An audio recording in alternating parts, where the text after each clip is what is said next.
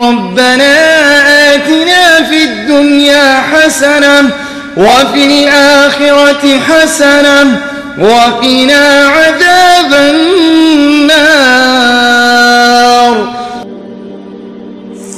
अल्लाह के रसूल सल्लल्लाहु अलैहि वसल्लम ने फरमाया, कुल्लु बनी आदम ख़त्ताउन व खैरु ख़त्ताइन अत-तव्वाबून।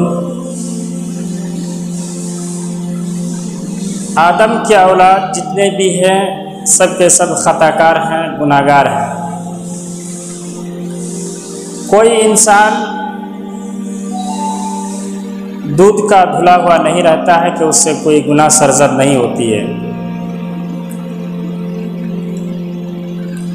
हर किसी से कुछ ना कुछ गुनाह सरजद होती रहती है, लेकिन उसके लिए अल्लाह के नबी सल्लल्लाहु अलैहि वसल्लम ने एक बेहतरीन रास्ता बता दिया कि हर नबी, हर बनी आदम खताकार तो है, हर इंसान गलतकार तो होता है, लेकिन सबसे बेहतरीन इंसान वो है जो गुनाह करने के बाद तौबा करता है,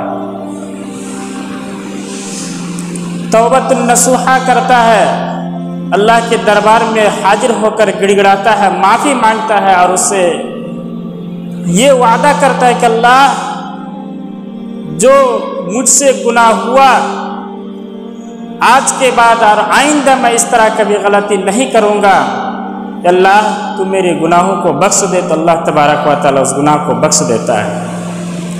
अल्लाह गफ़ार है, अल्लाह गफूर रहीम है, अपने रहम से गुनाह को बख्श देता है। इस हदीस से मालूम ये होता है कि हर इंसान से कुछ ना कुछ गलती होती है।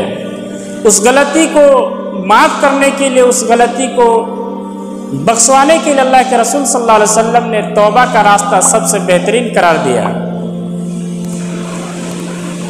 अब आइए देखते हैं कि कुरान करीम के अंदर अल्लाह तबारक व तआला ने इसके बारे में क्या कहा। सबसे पहले दुआ का माना होता है, लुग़वी माना होता है पुकारना, दावत देना, बुलाना। चाहे आप नमाज की तरफ बुलाइए, चाहे आप किसी काम के लिए किसी को अगर पुकारते हैं उसमें भी लफ्ज़ दुआ का इस्तेमाल होगा।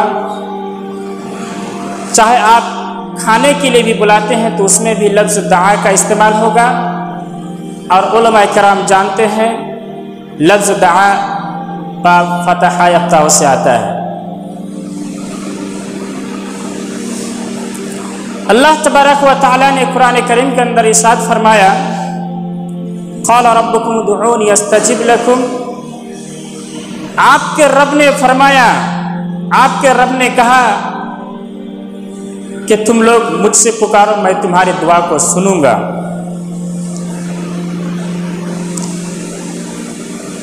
अल्लाह तबारक व तआला सारे लोगों को मुखातब करके फरमाता है कि तुम मुझसे पुकारो, मैं तुम्हारी दुआओं को सुनूंगा।